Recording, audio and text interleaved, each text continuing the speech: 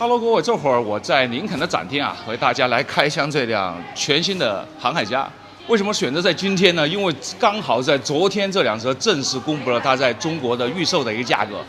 那价格当时一篇新闻稿发给我的时候，我当时一看那价格，我那个去，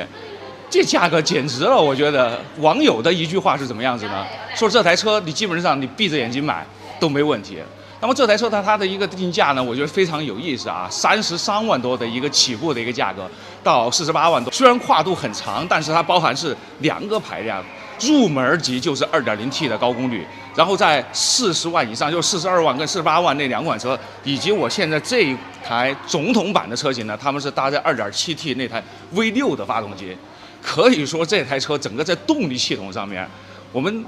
仅看数据就知道它到底有多猛了。那么这台车呢，在我面前呢，这台是总统版。怎么样是区别总统版呢？就是说你买来之后，你会跟人家不一样的地方究竟在哪儿？在外观上，首先是这个中网，这个你可以看到啊，它这个是点状的这样的一个格栅，但是在这个它的以下的一些版本呢，是用的这种6角菱形的那种格栅，所以说在中网上面你就能看得出来你自己的这个区别，然后更多的一些这种镀铬的一些装饰。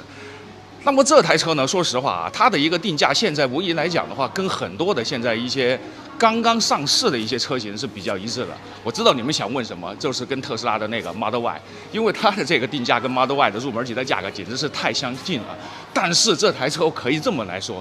站在它的一个跟前，这种体量感是 Model Y 是完全没法去比的。站在它的面前呢，大家都知道啊，在林肯的现在3款的国产车型里边啊，这是第3款。第1款呢，包括它的这个冒险家，还有之后的飞行家。那么这台车其实从整体的一个体魄上来看，它究竟是冒险家往上边走的一级呢，还是飞行家往下边走的一级？实际上走到它的跟前，我觉得它更接近于像飞行家往下边探的一级。就是说你站在那个角度，要不以我1.8米的一个身高站在这儿来对比的话，你根本很远的地方你看不出来它到底是一辆航海家还是一辆飞行家。所以说它的体量真的很大，这个差不多4.85米的这样的一个车身，2.85米的这样的一个轴距。所以说这台车其实站在面前，我觉得在同级的豪华车这个领域里面，基本上你就觉得这台车没有什么太多能够去跟它的这种体量去竞争的这样的一种质感的。而且这台车你看啊，它整个的现在的一个加速化的这样的一种传统，跟飞行家是保持一致的，就是说整体的线条的轮廓感做得非常有膨胀、有力量。所以说站在这个前面，它不仅仅只是它尺寸上能够表现出来的，它跟现在的某些在4.9米甚至5米的一些车型所给人的这种体魄的这种力量感是完全是对等的。林肯比较有意思的地方在于啊，它不断的在探索开门的一种方式。大家都知道啊，在这台车上面跟所有的林肯都一样，在主驾那边都有一个密码的一个开门。然后这台车呢，包括这个顶配上面都有这个就是无钥匙的一个进入。然后这一次它多了一个什么样的功能呢？多了一个就是蓝牙的一个钥匙，就是手机钥匙，就是这个钥匙可以集成在你的手机上，跟你的车钥匙匹配在一起。当你不用带机械钥匙的时候，带着手机走到这个跟前的时候，你就自动的就可以打开车门了，而不用把手机掏出来像 NFC 那样去靠它一下，会更加的方便。然后我们来看这台车的轮胎的一个选择啊，轮毂呢是21寸，之前我们在看飞行家的时候，最大的这个轮毂呢是22寸。那么这台车呢，因为尺寸小了一点，21寸，但是这个21寸是不是觉得很好看？它用的是这种旋风的一个造型，而且它的这个轮胎是用的265/4021的这样的一个轮胎。但这个轮胎的话，就40的扁平比，大家在过马路牙子的时候一定要小心啊，稍微的有那么一点颠。那么这台车的车尾呢，也不用多说啊，还是贯穿式的这个灯带，但是呢，跟飞行家比的话，这个地方就没有一条很宽的这个镀铬饰条的贯穿了。然后排气管呢，飞行家是双边双出的，那么这边呢就是双边单出的，但是它这个口的这个方口呢，还是做的比较大。来，我们来看一下它的后备箱啊，这个车后备箱是我一直非常关注的一个地方。打开之后，这个后备箱可以说非常的平整，而且这个高度实际上是可调的啊。我现在是1.8米的一个高度，戴上帽子可能1.85米，然后站在这儿呢，基本上不太顶头。然后这个后备箱可以说做得很工整，然后这儿呢也有2个这样的一个按钮，可以去一件的去放倒后排的这样的一个座椅。大家都在说啊，对于这样的 SUV，怎么样子去体验它后排后备箱延伸之后的这样的一个长度呢？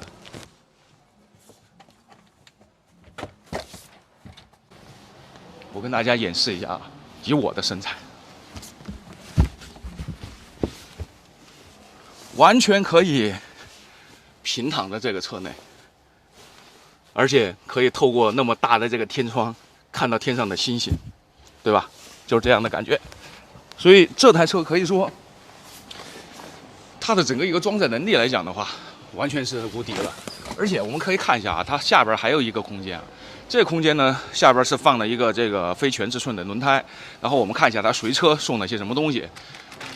脚垫，而且这个脚垫可以看到啊，它是已经是那种很厚的那种地毯的那种绒了啊，这个脚垫挺厚道的。然后这儿还有一个加油的一个嘴儿在旁边，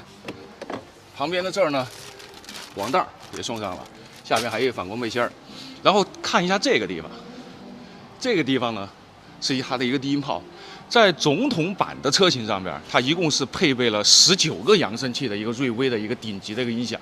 在总统版以下呢，也有13个扬声器的这个瑞威的音响。这个车内呢，首先不得不说的是它的这个座椅的皮质啊，这个座椅的皮质它有一个学名叫做半苯胺的这样的一个皮质，这个大家可能有的人听起来很陌生，但是如果你家里边有高档车的话，有豪华车的话，可能你不太陌生，因为它实际上跟拉帕真皮是同样一个级别的。从某种意义上来讲，它比拉帕真皮的整个的一个级别还要高一点。在之前的话，包括像什么路虎的顶级的揽胜啊，还有比如说像迈巴赫的 S 级啊，都是配备的这种半苯胺的这样的一个皮质。它有什么优势呢？这个优势主要是在于它能够完全去保留这个毛孔本来的一个大小。就是什么意思呢？就是你坐上来时间长了之后，如果你很热的话，它的通风透气的效果会很好，而且它的这个抗氧化、抗衰老的能力也会很强。就像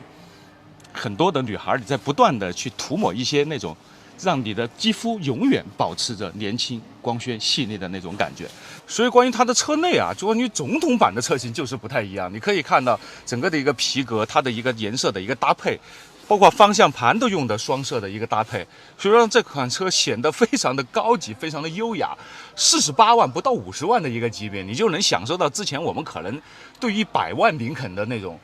质感和那种给人营造的那种氛围。你看啊，包括头顶上这些都是用的是奥根塔瓦的这种翻毛皮，我去，这个真的基本上它是能够把所有的能够舍得花钱的地方全部都放在这个车内呢，而且还给了你一个很合理的一个价格。然后中间这个地方呢是12.8英寸的这个屏啊，这个屏很多的网友之前我在拍飞行家的路跑的时候也在问我，这个屏到底挡不挡视线？有的人觉得这个屏太大了，这个屏首先我会告诉这个屏一点不大。这个你如果同样的价钱，你是买一个 iPhone 的 mini 呢，还是买一个 iPhone 的 Plus 呢 Max 呢，对吧？所以我觉得这个屏实际上非常的好看，而且大小刚刚合适。比如说以我这样的身高啊，坐在这儿，我基本上这个屏幕的顶沿儿刚好到这个位置啊，只到这个位置。如果我再缩的稍微低一点儿，它也没有迈过引擎盖上边隆起的那条线。所以这个屏幕的一个高度，我觉得刚刚好，而且它大了之后，它所展现的信息量会更多，所以说你要相信我啊。然后第二个就是关于它中间这个屏幕啊，仪表呢12.3英寸啊，这个仪表呢就不用多说了。然后呢，这台车呢，你看它一熄火之后呢，这个座椅呢是带这个舒适进入的，自动的就往后退，让你下车非常的舒适。然后中间这个地方呢，用了一些这种面板，而且它这儿是钢琴漆面，这个是有点这种银拉丝的这种面板，看起来很高级，摸起来呢，但是也是很高级的，有点金属的一种感觉在这个里面。而且下面这个地方呢，还有一个放手机的一个地方，可以无线充电。但是这个地方这么来说吧，这个无线充电这个地方呢，稍微有点深。如果你这儿放着2瓶水的话，你要去拿手机的话，可能会觉得有点割手。如果是来电的情况下，可能你会有一点焦虑啊，有这样的一些情况在这个地方。然后后边2个杯子架里边还带着这个灯光啊，然后在后面就是小格子啊，一些那种放东西的地方。来看这个车的后排啊，非常有意思的，你看到这儿有一个特别大尺寸的一个夹角，这个是什么样的意思呢？就是它的椅背呢可以做成这样。也可以做成这么躺。我跟大家演示一下，这个椅背能到多躺啊！我去，我勒个去！完全可以，基本上是平躺在这个车上，而且在座椅前面的下面，我是降到最低了，还能够放下我的一双鞋。可以看到，睡在这个角度里边，这个2.85米的这样的一个轴距，我觉得它基本上做到极致了。而且还有一点呢，燃油车啊，作为一台市区的燃油车，中间这个地台能做得那么的矮，我觉得让我觉得有点意外啊。这个踩在中间，而且这个中间完全可以很舒适的坐我一个像1.8米以上身高的这样的一个人了，而且这个坐垫深度其实做的蛮到位的。你看他故意的往前坐了一截，就是为了去满足我们中国人腿长这样的一种情况。然后还有一点呢，就是后边的这个座椅呢也带座椅加热，是不是特别的棒？而且还有下边还有专门的这个点烟器，还有 USB， 还有 Type C 啊，几个充电口都给你配齐了。最后来说一下这台航海家的动力啊，这台车的动力实际上从它当时在去年广州车展上面去公布数据的时候，就让我非常的吃惊，因为入门级的车型就是你花33万多能买到的那款车型，同样就是 2.0T 的高功率开始起步，那台发动机呢是245匹马力，有390牛米的扭矩。可以想象一下，30多万的一个车型，你除了它，你再上哪儿去能买到这样的高功率和高扭矩？然后这台车呢就更牛了啊！这台车呢它可以达到500牛米的这样的一个峰值扭矩，2.7T V6的发动机，我挺想体验一下它加速的感觉。那么这台车可以看到，它整个一个发动机的一个布局呢，实际上还是算是非常的简单，但是我觉得简单就简单嘛，平时的引擎盖是关着的，我最想要的就是这套动力系统能够带来一些更加出色的一些表现。但是呢，它这个 V6的这个引擎呢是一台横置的引擎啊，但是过来看这儿细节方面，我觉得一直是林肯我特看好的地方。这个盖子软的，那软的这个有一个好处，就是它的一个隔音和隔热的效果都会更多的增加。那么这台车就是为了在隔音上面去提升那么一丁点儿的地方，它都能够去想到一些细节，去把它进行一些改善，让这台车的一个隔音的一些效果做得更好。比如说什么叫隔音的效果做得更好？打个比方，很多的一些车型呢，只是在前排这个地方挡风玻璃做了双层的夹胶的玻璃，那么这台车在后侧窗这个地方也是做的双层的夹胶玻璃。所以说，它把很多的一些静谧性从车窗这个地方完全给你过滤掉了，还有包括它的底盘，还包括它的整个的一些防火墙等等等等一系列的地方，能够去减小它的声源进入到车内的，它都会做得非常的细密。而且这台车它依然带着有主动降噪的功能，所以说你去选装了那套瑞威的顶级的音响之后，你在它的一个隔音的效果下面，那所体验到的东西可真的还不太一样。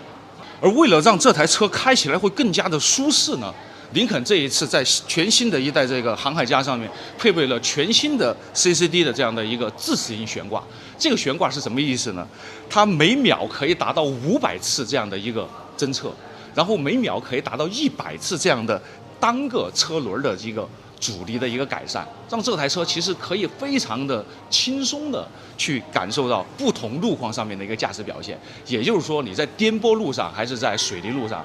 感觉都基本上是一样的，你都能够坐在这个车内，享受着你那13个或者19个喇叭的瑞威高级音响。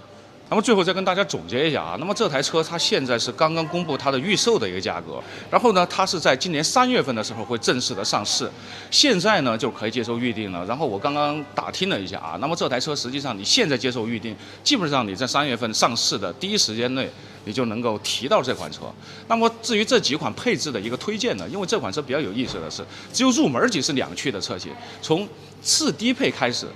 第二个级别开始，它就是4驱的车型，然后42万多和48万多这2款呢，包括总统版呢是属于这个V6的车型。如果我来选的话，我会推荐2个配置。第一个呢，你去选择4驱的，就是次低配那个车型就可以了。那么还有一款呢，就可以选42万多的那个版本，因为 V6嘛，那个所带来的动力会更加的澎湃，然后它给人的这种加速的感觉会更好。但后面那种呢是推荐给直男的啊。如果说你只是一个喜欢这个外观，喜欢它那么多的一些功能或者一些升级上面的一些使用、一些配置的话，那么我觉得次低配这款车其实已经很像了。好了，欢迎收看这一期的车闻社开箱，我是孟小雨，谢谢大家。拜拜。